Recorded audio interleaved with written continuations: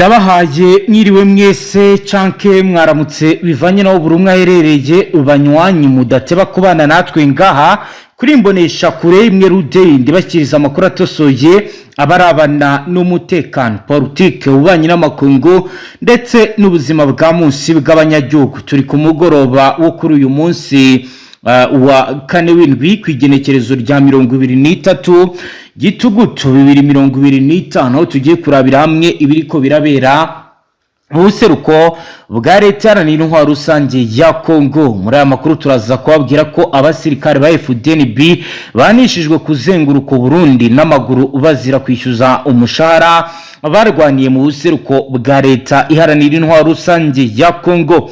Turaza kubigaruka mu buryo bw'iramvuye, turaza kandi kubabwira nitugera ku makuru arabana n'ububanyi n'amakungu ko u Rwanda na Repubulika ya Demokarasi ya Kongo bazakomeza ibiganiro kuri FDLR no ku ngamba z'ubwirinzi. Turaza kubiramvura turebe iriko biragenda bigarukwaho. Turaza kandi kubabwira imirwano ikaze hagati ya FARDC na AFC muri Ihura aho intambara ikomeye ibaye mu buryo budasanzwe. Turareba ibizabaye kuva ku isasa 10 za mu gitondo, turebe offensive coordonnée, turebe kandi bijyanye na arme lourde zagaragaye muri imirwano. Turaza kubabwira mu buryo bw'iramvuye ibijyanye na unité de reconnaissance motorisée.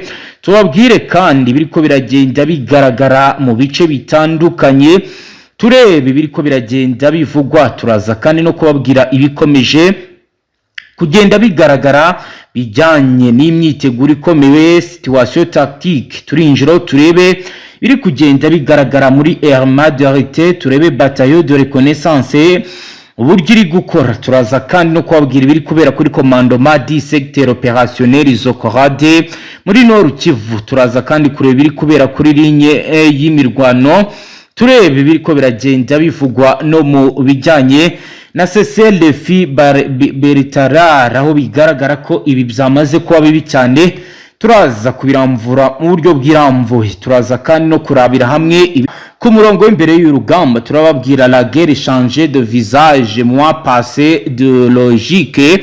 Turebe ibiriko biragenda bigaragara kuri ingingo ikomeye politique yamaze kujya kurundi rwego banywanyi. Turabiramvura mu mwanya turaba biri kugenda bigaragara. Turagero no muri territoire ya Rucuru turaba biri kugenda bigaragara aho rero mu gisagara cya Kiwanja kiri mu maboko ya AFC kuri ubu hongeye kumvikana ibiturika. Turareba rero ibijyanye na offensive de grenade à Vengre, turebe ibyabaye tubabwire uko ibihagaze. Turaza kandi no gukomeza amakuru yacu tujye ku zindi ngingo zikomeje kugenda zigaragara, turabe biriko biragenda biba ndetse n'ibikomeje kugenda biba imyiteguro ikomeye. Turaza no gukomeza kureba ibijyanye n'ibiri kuvugwa aho leta ingabo za leta zongera imbaraga mu bikorwa byo guhangana na CRP ya Thomas Lubanga. Iro ni page ikomeye yanditseho amakuru banywanyi, ni muze rero tuyiramburane turebe akantu ku kandi, turebe ibikomeje kugenda biba ndetse n'ibikomeje kugenda bitegurwa mu buryo budasanzwe biri gutegurwa na ubuhanga bukomeye, aho rero benshi batangaza ko ibiri kuba ndetse n'ibiri kugenda bitegurwa bishobora kuza kuvamo intambara ikomeye kuko buri ruhande rwose ruyiteguye. Mu gihe rero ibiganiro benshi bavuga ko byamaze guta agaciro, turarebera hamwe ibiri kugenda biba aho bivuga ko ari n'intambara y'ikoranabuhanga aho FARDC yasenye systeme guerre électronique za M23 muri Masisi. Ni naho rero tugiye guhera tubanze turebe ibijyanye n'iri koranabuhanga bivugwa ndetse binemezwa ko ryamaze kuba ryasamburwa n'ibirwanisho bikomeye bya FARDC kuko rero amakuru atugezeho abigaragaza. Turaza rero kandi no kubabwira muri aya makuru ibijyanye n'indi mirwano ikomeye muri Warikare aho intambara ikomeye yabereye mu bice bitandukanye bya Warikare. Ni mu buryo rero bwa frappe aliene chirurgicale nkuko rero abaduhaye amakuru babigaragaje. Baravuga ko ubu ari ubuginga bugezweho buri gukoreshwa muri izi ndwano ziri kuba muri iyi minsi. Turaza rero kureba ibijyanye na frappe de précision, turebe ibijyanye na camion logistique de pompe de munitions ndetse na antenne de communication tactique ziri kubakwa mu bice bitandukanye. Turajya Kasheberi, Kibati, Kasopo, turebe ibijyanye na frappe aérienne mu buryo bw'iramvuye. Turaza kandi kurebera hamwe ibijyanye na munitions de reverse de réserve, turebe matériel de transmission zavuye Nyabyondo zazanwe muri bice turaza kandi no kubabwira mu buryo bwiramvuye ibikomeje kugenda bigaragara mu bikorwa bizahagaritswe ahitwa Buramba muri ibi bice za teritwari ya Rucuru. Banywanyiro aya ni amakuru akomakomeye tugiye kugarukaho ngaha, tubashyikiriza amakuru atosoye abarabana n'umutekano, politiki, ububanyi n'amakungu ndetse n'ubuzima bwa munsi bw'abanyagihugu. Banywanyiro ni muze tubane kuri page turebere hamwe akantu ko kandi turebe ibiri kugenda bigaragara muri ibi bice. Ukore subscribe aho dukurikiye bwa mbere kugira ngo ntuzongere gucika ukundi n'amakuru ndetse n'ibiganiro tubashyikiriza ngaha. Ni mu nyemero turebe ibijyanye n'uburyo systeme z'ikoranabuhanga za M23 zasenywe mu bitero bikomeye FDN na FARDC bagabye nabo bakoresheje irindi koranabuhanga. Amakuru dufite aravuga ko mu buseruko bwa leta n'intwaro rusange ya Congo imirwano igeze ku rwego rushya nyuma y'uko Forces Armées de République Démocratique du Congo zigarura igice cy'ingenzi mu rugamba l'espectre électromagnétique, ni ukuvuga ubushobozi bwo kugenzura no gukoresha neza imiyoboro y'itumanaho n'imirongo ya radio ikoreshwa ku rugamba hari ku igenekerezo rya 21 Gitugutu 2025. ni mu gice cya Kalembe mu teritwari ya Masimu ntara ya Kivu y'Amajyaruguru nibwo ingabo za FARDC zatsinze intambara ikomeye ya guerre électromagnétique zisenya burundu systeme ya gisirikare M23 yashyizweho ku bufatanye n'abayinga bo muri WB Group, uruganda rwa gisirikare rwo muri Pologne cyangwa se Poland. Nkuko amafoto yashyizwe hanze n'inzego z'umutekano za Congo abigaragaza, ibikoresho birimo Mind Made WB Group ICS bizangijwe ku rugamba n'ingabo za M23 rero bizangirijwe, bikaba rero byari ibikoresho byo mu buryo bwa barrage des communications bizakumiraga itumanaho ry'indege zitagira abapilote drone za FARDC, ariko kuri ubu byose byasenywe n'ubushobozi bushya bwa tekinike bwa Congo. Ibintu bizabaye bibi. Les systèmes de guerre électromagnétique bikaba rero bivuga ko izi zose zamaze kwangirika. Iyi ni système igezweho ya gisirikare M23 yari igizwe n'ibikoresho by'ikoranabuhanga rikomeye, les modules de barrage des antennes directionnelles, les émetteurs, les secteurs cryptés ndetse n'imashini zishobora guhindura cyangwa se guhagarika imiyoboro y'itumanaho hagati y'abasirikare ba FARDC na drone. Iyi metode yiswe mu rurimi rw'igisirikare ikaba yitwa electronic warfare cyangwa se EW, yari igamije kwangiza ubufatanye hagati y'ingabo za Congo no kubaza gukoresha drone za tactique et stratégique nkuko bigaragara. Nyamara nkuko umusirikare wo muri G2 l'enseignement militaire yavuze ko FARDC yakoze une contre offensive technologique bakoresheje le drone CH4 bifashisha mu bijyanye na protocole de communication renforcée, uburyo bucya bwo gukumira ubugenzuzi bw'inyuma.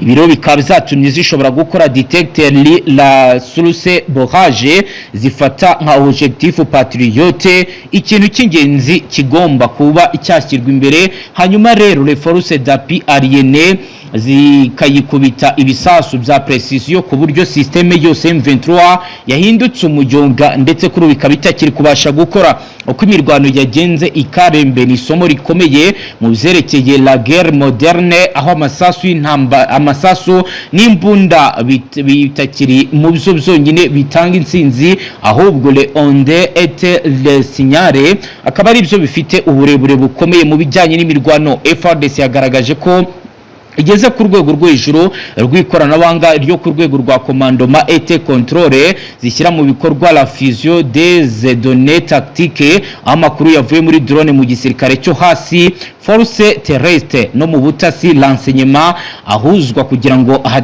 hatangwe hataza kuba habaho ibitero byo mu bwoko bwa coordination parfante. Nkuko bigaragara, uburyo bukaba bwatumye imirwano yo mu duce twa Mweso, Tongo na Karembe ibashirije ikari, ni ukuvuga ibitero bihamye ku ntego, bikaba rero bikorwa mu gihe gito, bikaba rero biri gukorwa kugira ngo bikingira abasivili. Iyi ntsinzi ya FARDC ni levi strategique kuru, bikaba rero bivuga ko icyari kigamijwe, bikaba ari ibintu bimaze igihe kinini bigaragara kuva mu myaka yashize. M23 yagiye igaragaza ko ifite ikoranabuhanga, aho hajya hagaragara superiorité technologique ibikoresho byasigiwe ikarembe bifite ikimenyetso, bikaba rero bivuga ko ari zo mu bwoko bwa WB Group, bizagaragaje neza ko M23 yagiye bigura mu Burayi mu rwego rwo kugira ngo ibashe kugira imbaraga zikomeye, ariko nanone ibyo bikoresho bizahindutse ikimenyetso kigaragaza ko M23 imaze kwiyubaka mu ikoranabuhanga. Pleve materiel d'une échec stratégique politique ni igombo gikomeye, kuko rero bikomeje kugenda bigaragara ko mama kugera 3 kuri ubu rugamba iri kugenda irurwana. FARDC nayo ikagenda ihindura uburyo yarwanagamo, dore ko n'ikoranabuhanga M23 iri gukoresha kuri ubu FARDC nayo yamaze kutangira kugenda iryinjirira. Guhera mu ntango za 2024 Kinshasa yatangiye gushyira mu bikorwa gahunda yiswe Programme de modernisation et numérisation des FARDC ishingiye ku bufatanye na leta y'Ubushinwa. Iyi gahunda yashyize imbere ibintu bitatu by'ingenzi: la guerre électronique EW, kugenzura no gukumira ibikorwa by'itumanaho by'umwanzi, la cyber défense et cyber surveillance, kurinda amakuru y'imiyoboro y'igihugu, la robotisation et usage des drones armés, gukoresha robo n'indege zitagira abapilote mu mirwano yo hasi no hejuru. FARDC ifite unité spéciale en guerre électronique et signal intelligence zikorera mu bice bizagoma Bukavu na Kindu. Izo unité zifite abayinga bavuye mu mashuri ya gisirikare y'Ubushinwa, Iran ndetse n'Uburusiya. Ibi bikorwa byo gusenya systeme ya W ntibiri gusa mu rwego rwa militaire, ahubwo bifite agaciro ka politike gakomeye, nk'uko umwe mu basirikare bakuru ba FARDC yabivuze, aho yagize ati turi mu rugamba rwo kwerekana ko Kongo itakiri ikibuga cy'abandi, ahubwo ni igihugu gifite ijambo mu ikoranabuhanga n'umutekano mu karere. Kinshasa ikaba irimo gutanga isura nshya yo kwirwanaho ikoresheje intwaro zigezweho, les algorithmes de cryptage, les protocoles anti-barrage byakorewe imbere mu gihugu. Ibi byose rero bikaba bihindura imiterere y'urugamba nk'uko bikomeje kugenda bigaragara. Reka tujye rero mu Burundi tubabwira amakuru akomeye, naho ariko havugwa aho bivugwa ko abasirikare batari mu bintu byiza, bari mu bibazo bikomeye. Amakuru dufite aravuga ko mu Burundi hari abasirikare b'iki gihugu bahawe igihano cyo kuzenguruka igihugu cyose n'amaguru bazira kwishyuza amafaranga bakorewe ubwo bari mu mirwano ikomeye mu buseruko bwa leta iharanira intwaro rusange ya Kongo. Aba basirikare n'abahoze mu butumwa bw'umuryango wa Afrika yunze ubumwe ubwo kugarura amahoro muri Somalia. Amakuru avuga ko mbere yo guhanishwa kirajyano bagombaga gusanga umugaba mukuru w'ingabo z'u Burundi General Prime niyo ngabo mu ntara ya Muramvya, aho yagombaga kumenyesha inama bamubaze aho amafaranga yabo yarengeye. Iyo nama icyakora ngo bizarangiye itabaye, bahitamo gushaka indi nzira babishyurizamo. Impirimbanyi y'uburenganzira bwa muntu Pacifique Ninahazwe yatangaje ko yahawe amakuru yuko bari abasirikare bahise bahabwa igihano cyo kuzenguruka Burundi bwose n'amaguru. Nkuko rero bigaragara kandi bivugwa, amakuru avuga ko abambere ku mugoroba ku wa gatatu igenekerezo rya 22 Gitugutu bari bamaze kugera mu yahoze ari intara ya Ruyigi, ndetse ku rugendo rw'igihano cyabo rugikomeje. Kuva muri 2023 Uburundi bwohereje mu buseruko bwa Repubulika Iharanira Demokarasi ya Kongo batayo zibarirwa muri 19, bakaba rero baragiye gufasha ingabo za kiriya gihugu guhangana n'umutwe wa M23 nk'uko zagiye bigaragara. Hagati aho rero hakomeje kugenda haba ibiganiro bitezeho kuzana ndetse no kuba igisubizo gikomeye ku bibazo bimaze iminsi mu karere.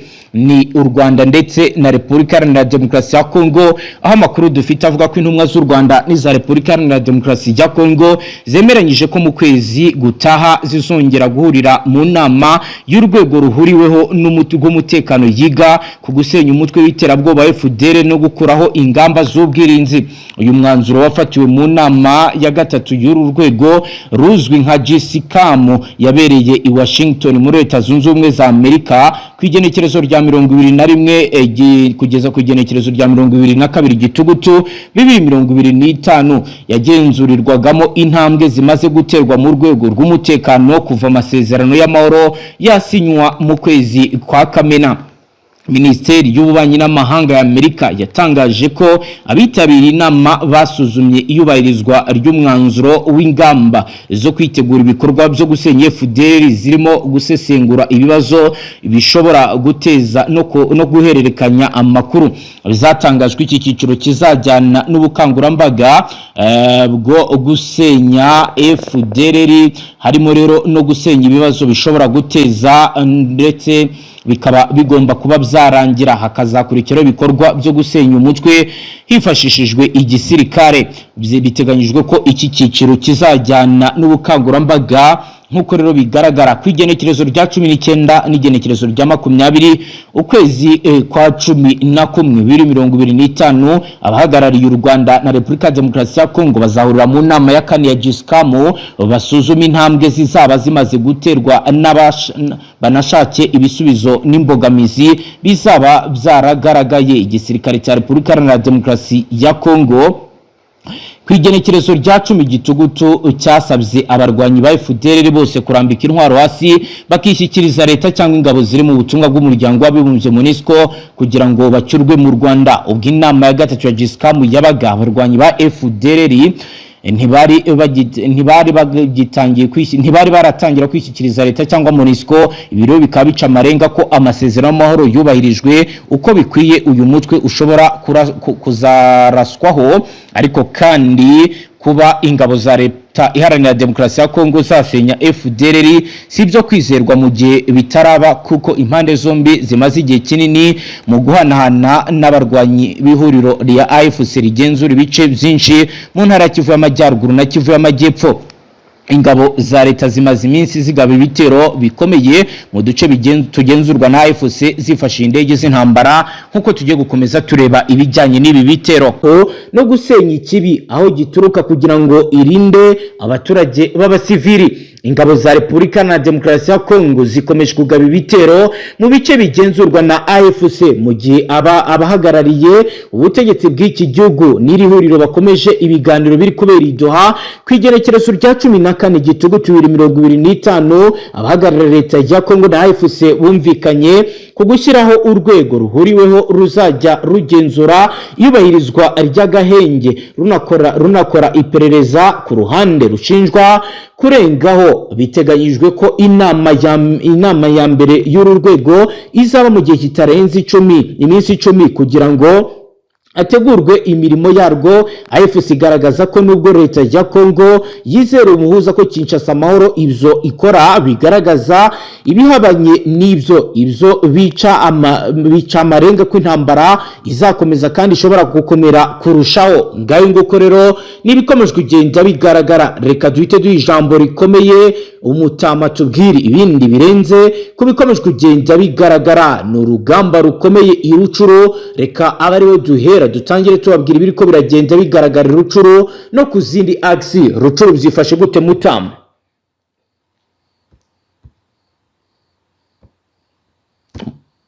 Marembo yahitwa Tongo neza cyane ahitwa za Gatare humvikanye imirwano idasanzwe yaje gusakiranya uruhande rw'intare za Sarambwe ndetse kandi n'uruhande rw'isika cya FARDC, ndetse bikavuga yuko iyi operasiyo yagaragayemo icyitwa umuwazarendo wakoze ibitendo ku rwego rudasanzwe.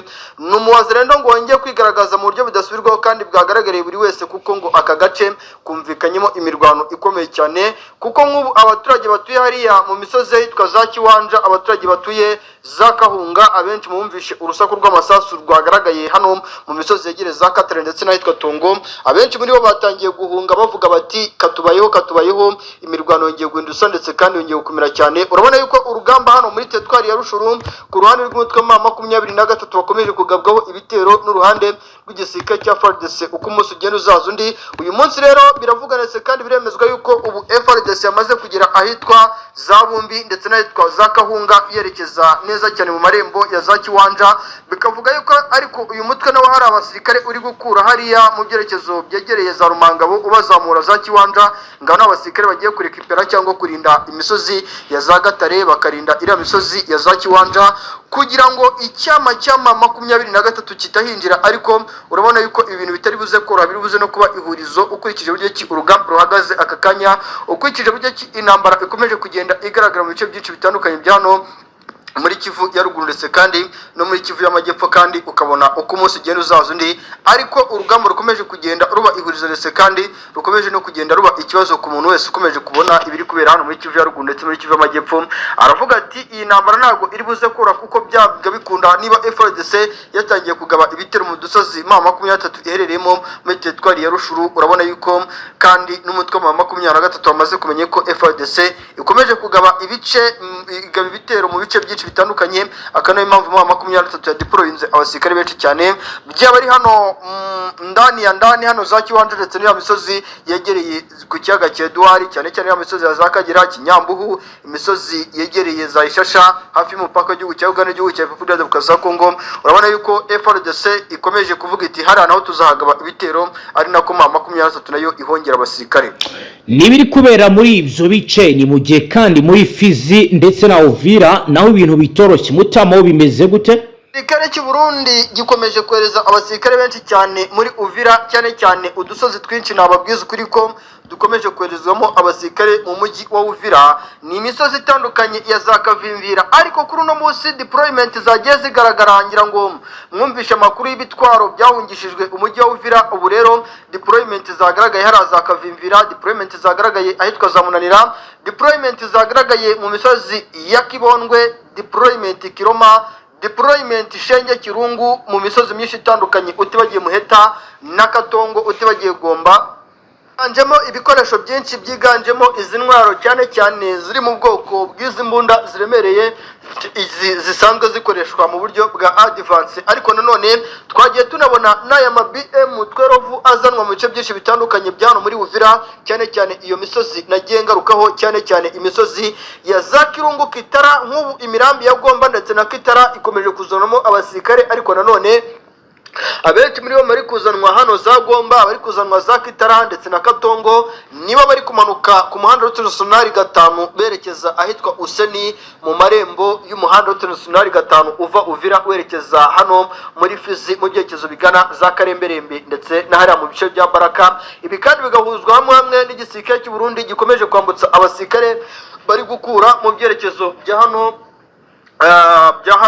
mu kiyaga cya Tanganyika, babakura hariya za Makamba babambutse ikiyaga cya Tanganyika bakaberekeza mu bice byinshi bitandukanye bya hano muri Fizi kugira ngo baze kugaba ibitero ku ruhande rw'umutwe neza Sarambwe. Tuwasiyo Uvira ni deployment, kandi urabona yuko ibikoresho biri kuzanwa ni ibikoresho byiganjemo imbunda, ubona yuko zidasanzwe zitazimenyereye cyane ku mirongo mbere ku rugamba. Ubona yuko ibintu bishobora kuza kuvamo ikintu gikomeye cyane, by'umwihariko intambara ishobora gutungurana ndetse kandi ishobora no gusatira ibice byinshi uyu mutwe wa M23 uherereyemo, cyane iriya misozi yegereye umujyi wa Uvira, cyane imisozi ya Bukavu ndetse n'imisozi y'Iminembwe, aho igisirikare cy'u Burundi ngo gishaka kuyikuramo vuba na bwangu. Ibiro ni ibiri kubera kuri iriya axe. Reka rero duhite tunerekeza iwarikare naho tubabwira ibiri kugenda biba. Warikare ho bimeze gute Mutama kugeza ubu? Imirwano rero yongeye guhinda isura, imirwano yongeye gukomera cyane mu bice byinshi bitandukanye, ariko nanone nubwo imirwano yahinduye isura mu duce twinshi dutandukanye, nababwiza ukuri yuko mu bice byinshi bitandukanye bya hano muri Warikare icyitwa deployment nicyo kiganje, nyuma yuko mu minsi mikeya ku munsi w'ejo bundi aho FARDC yakoresheje drone za CH+ ndetse kandi igakoresha kamikaze, igakoresha icyitwa Sukhoi 25 muri misozi ya Zameti ndetse no mu tundi duce dutandukanye. Ubu rero icyitwa deployment ku ruhande rw'umutwe wa M23 bakomeje kudeployinga abasirikare mu misozi itandukanye yegereye hano za Karembe. Imisada y'abasirikare iri guturuka za Kishanga izamuka mu byerekezo byinshi bitandukanye, imisada y'abasirikare iri guturuka za Mweso yerekeza mu bice byinshi bitandukanye. Urabona yuko umutwe wa M23 cyane ibi bitwaro biri mu bwoko bw'ama BM nibyo biri kuzanwa mu duce twinshi dutandukanye. Ibi rero biri guca amarenga yuko imirwano ishobora kuba yakomeretse kandi yahinduye isura mu gihe gitoya, ukurikije mu byo imyiteguro ikomeje kugenda ikazwa by'abari ku ruhande rwa FARDC, ku ruhande rw'icyama cya M23 mu duce twinshi dutandukanye. Ubona yuko ibintu byahinduye isura ndetse kandi ubona yuko ibintu bikomeje kuzamba uko umunsi ugenda uzaza undi. Ni urugamba rutoshye rero, ni urugamba ubona yuko ribuze kuba ihurizo, ni urugamba ubona yuko ku ruhande rwa FARDC hatagize igikorwa bashobora kuba bagira gutya rwose bakaba banakurwa hano mu isantire ya Pinga. Ariko nanone ibi ntabwo umuntu yabihagararaho kuko FARDC nayo mu bice bya Pinga ikomeje kohereza abasirikare benshi cyane, aho ivuga yuko idashaka yuko uno mutwe ugira ibice na bikeya ubambura mu buryo budasanzwe rero bwa kinyamwuga. Urabona yuko deployment arizo zikomeze guca ibintu, ndetse kandi ukabona yuko ku ruhande rw'umutwe wa 23 ukomeje kwitegura, ndetse kandi no ku ruhande rw'igisirikare cya FARDC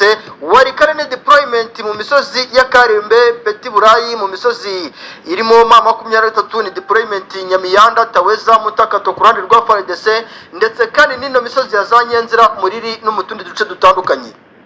Nibiri kubera rero mwabiri yabice ibironi biri kwa mugiye n'ubundi ku zindi axe bitoroshye. Mutama tubwira ibiri kubera mu bice bya Bukavu avugwayo ndayaye kugeza ubu. Kugaragara icyitwa operasiyo idasanzwe mu misozi itandukanye rero ya hano muri za Bukavu, cyane cyane mu byerekezo by'amahurizo y'umuhanda Route 5 uva ahitwa za Kiriba uzamuka ujya na za Runingo hagati hari hafi neza za Bukavu. Ibi kandi byakozwe n'uruhande rw'igisirikare cya Repubulika Iharanira Demokarasi ya Kongo nyuma yuko bari bamaze kubona yuko uyu mutwe ukomeje kugenda wohereza abasirikare benshi cyane mu byerekezo by'uno muhanda Route 5 uva za Bukavu werekeza mu byerekezo bya hano muri Uvira. Ni uduce dutandukanye rero byagaragayemo icyitwa ihurizo ridasanzwe. Ni nyuma yuko uyu mutwe wari uri gukura abasirikare za Nyangezi, abandi ubazana mu byerekezo byegereza Musheni ubamano haraza Kamanyura.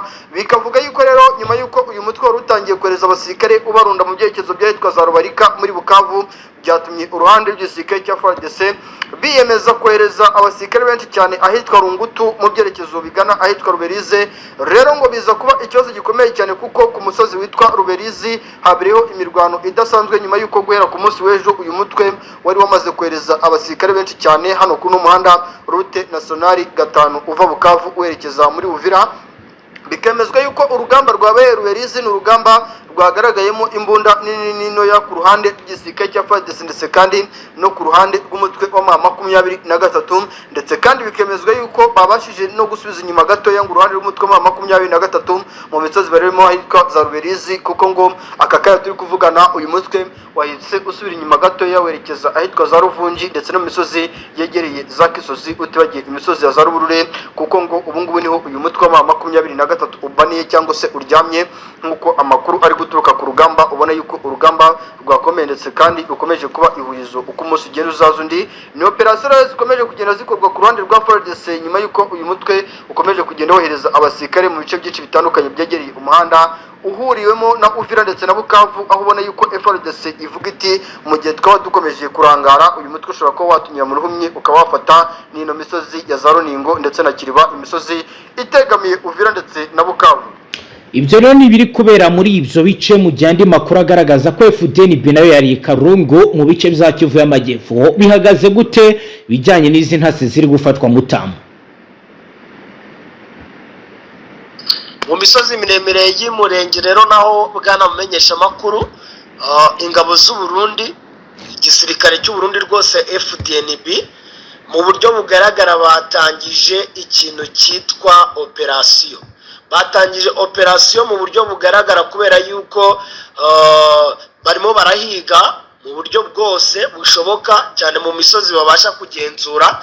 Barimo barahiga ngo hari abama 23 ndetse n'abatwirwaneho bari batangiye kwinjira mu bice by'amashyamba ngo baze kubataka. Babataka bitewe nuko ngira ngo mwaye mwakomeje kugenda mu byumva yuko agace ka Mikenye ingabo z'u Burundi zirimo ziragenda zihasatira. Bari batangiye rero ngo kuza gutatwa n'umutwe wa 23 ndetse n'abarwanyi batwirwaneho. Ubu tuvugana rero ngo hatangiye operasiyo zo kubahiga nabo abarangije kubinjirira, kuko ngo bari kuza mu buryo bwa gisivile noneho bakinjira mu mashyamba. Abarundi barimo baragenda bateguriramo ikintu cyitwa rwose ngo ibitero. N'ahantu rero mu by'ukuri navuga ko hashobora kuzabera urugamba rukomeye cyane mu misozi ya Mikarati, mu bice by'ahantu yitwa Sanganya ndetse n'imisozi ikikije Mikenye. Ni situation navuga yuko ishobora kuzavugiramo ikintu cyitwa imbunda zikomeye, nubwo barimo barinjira bameze nk'abashaka gukora operasiyo ziri silansiye. Amakuru aragaragaza neza yuko ingabo z'u Burundi zigera kuri 240 aribo baherutse koherezwa muri iyi misozi, ndetse bakaba barimo bategura ibishoboka byose kugira ngo babe bakwataka umutwe wa 23 ndetse n'abarwanyi ba MRDP twirwaneho, ngo bafite gahunda yo kubirukana kugeza igihe ngo bafatiye umujyi wa Uvira. Ni situation navuga yuko ikomeye cyane, bishobora kuza guteza ibibazo bikomeye cyane muri iyi misozi y'Umurenge, ndetse n'abaturage bamwe bakaba batangiye ahubwo kubona ko ibintu bikomeye bakaba bahunga. Ni mu gihe rero kandi mu yandi makuru haragaragaza ko abasirikare benshi yaba ku ruhande rwa M23 ndetse na FARDC bari koherezwa i Masisi, byo bihagaze gute? Ariko twerekera muri Warikare, aho ubu tuvugana mu gace kahitwa Kiyisi, ahitwa Kembe ndetse n'ahitwa Ishunga, aho hose umutwe wa 23 warangije kuharunda abasirikare benshi mu bice byahitwa muri Taweza, kuri Mutako ya mbere ndetse na Mutako ya kabiri, aho bose hari abasirikare. Mu gace kitwa Wenga hari abasirikare bavuye hafi neza ya Bulinga, bazamutseyo kugira ngo bajye kwataka ibice byahitwa Nyamiyanda ndetse n'ahitwa Mubanda, ubundi bazamuke berekeza muri ibi bice bya Warikare. Amakuru ahari biravugwa yuko igisirikare cya 23 ngo gishaka gufata ibice neza byegereye ku kibuga cya Pinga, ariko ubu igisirikare cya leta ya Congo FARDC nacyo n'abambari bacyo hafi na paruwasi ya Warikare, hano kuri biro regional ya DGM cyangwa se abashinzwe abinjira n'abasohoka, barangije kwashyira abasirikare mbese hafi kuri buri gikorwa remezo cyose navuga giteraniramo ubuyobozi cyangwa se inzego za leta, barangije kwashyira abasirikare, kuko ahitwa kuri Skyborn hospital ya Warikare centre neza mu mujyi wa Warikare, bahashyize abasirikare benshi cyane ndetse n'imbunda. Deployment irimo iragenda igaragara kuri buri ruhande, mu by'ukuri bigaragara yuko barimo bararebana ayingwe isa twajya kumva tukumva habaye imirwano, kuko ngubwo hari abasirikare bamaze iminsi bitorereza mu ishyamba ryo munsi yitwa muri Mombo Side, muri Warikare, hafi ya Warikare centre, cyangwa se aho bakunda kwita kuri Parcelle, nabo ngo bazamutse n'ubundi baje kwegera ibi bice bya centre neza mu kibaya cya Warikare, ariko usa n'uwerekera muri teritwari zo muri Side Kivu, kubwo umanutse route nationale nimero 3, aho hose hagiye hashyirwa abasirikare kuri route nationale, ku buryo ngo biteguye ko umutwe wa 23 igihe cyose waba watatse ushaka kuza gufata iyi Warikare bagomba kuwusubiza inyuma. Nibiri kubera rero muri ibyo bice, mu gihe andi makuru agaragaza ko ihungabana ry'umutekano rikomeje kugaragara ikare muri Minova, aho bimeze gute Mutamu? Situation ni hatari, situation ni dande cyane mu misozi myinshi itandukanye ya hano muri za Karihe. Ubu Karihe yose iri misozi ya za Katana, imisozi itandukanye yahariya muri Karihe, umutwe wa 23 watangiye kwa deployinga abasirikare. Ni nyuma yuko kandi biri kuvuga ndetse kandi biri kwemezwa yuko FARDC iri gutegura imirwano itoroshye cyane hano muri Karihe, byatumye cyama 23 rero uko biri kugaragara bavuga bati mu gihe bari gutegura imirwano idasanzwe nyuma yuko tugabweho ibitero by'indege za Sukhoi 25 hano muri Karihe, reka imisozi itandukanye ya za Nyambasa, imisozi itandukanye ya za Kaseke, imisozi itandukanye yegereza Kavumu hari hafi ya za Mugenderwa, imisozi itandukanye ya za Burera, imisozi itandukanye ya za Bushushu, Kaniya Pinga, Nikubi, Utibagiye Dutu, hari ya za Katana na Karangara, tuhohereze abasirikare benshi cyane.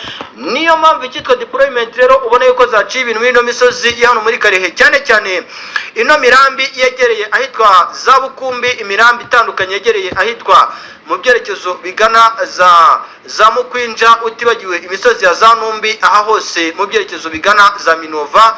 Intare za Sarambwe ziri kumana abasirikare babakura muri teritwari ya Masisi mu bice bya za Minova, babamanura za Karungu baberekeza mu byerekezo by'amashyamba ya za Karehe, bavuga bati wazarendo aba FDLR twamaze kumenya yuko bihishe muri no misozi yegereye hano mu misozi ya hano muri za Karehe. Ubona yuko rwose ibintu byakomeretse kandi byazambye mu buryo budasanzwe kandi budasubirwaho. Ni urugamba rero ubona yuko rushobora guhindura isura mu gihe gito, ndetse kandi rukaza no gukomerera cyane uruhande rw'igisirikare cya FARDC ndetse kandi n'umutwe wa 23, kuko buri ruhande urabona yuko ruri kwitegura, ndetse kandi uruhande rukubita agatoki ku kandi, urundi rukubita agatoki mu gahanga, bavuga bati twebwe tugomba gutsinsura umwanzi, ariko urundi ruhande narwo ruvuga ruti twebwe tugomba gutsinda umwanzi.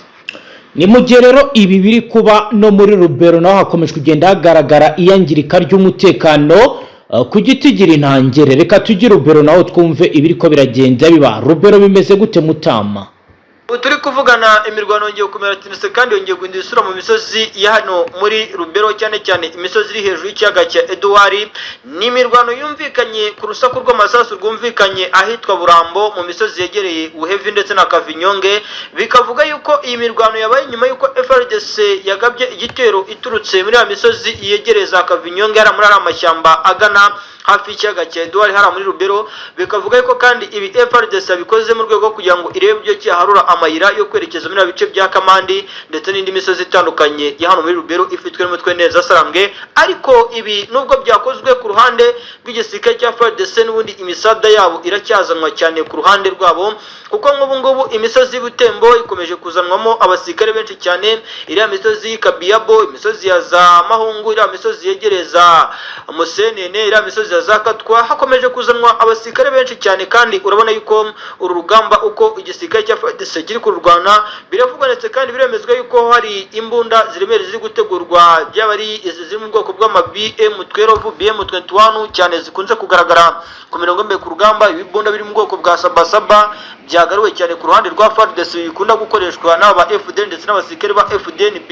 Birasa naho byongeye kugundisura mu misozi y'Rubero rero, kuko nk'ubu FARDC yo irashaka gufungura ihurizo rikomeye cyane bashyizwe mu mutwe wa 23 byano ku muhanda Rubero Musenene, cyane cyane ino misozi ya Katiri Migeri ndetse kandi n'ino misozi ya za Kishambiro bakayikuramo. Ariko urabona yuko bitari buze kora, kuko uko urugamba rukomeje kugenda rugenda mu misozi myinshi itandukanye no muri Rubero, niko ku mpande zombi bakomeje kwitegura, kandi ukabona yuko kuri ruhande bakomeje kwambarira urugamba. Ariko cyane cyane FARDC ibiri kugaragara nuko ikomeje kuzana intwaro nyinshi hano Butembo, ariko nanone mu byerekezo byegereye Katwa hafi y'umuhanda Rubero Musenene, nkuko bari kugaragaza yuko bo bagishaka guhanganitse kandi no guhatana mu buryo budasanzwe kandi budasubirwaho. Ni mu gihe kandi uyu mutwe nawo ukomeje kohereza abasirikare mu tundi duce dutandukanye twegere muri no bice.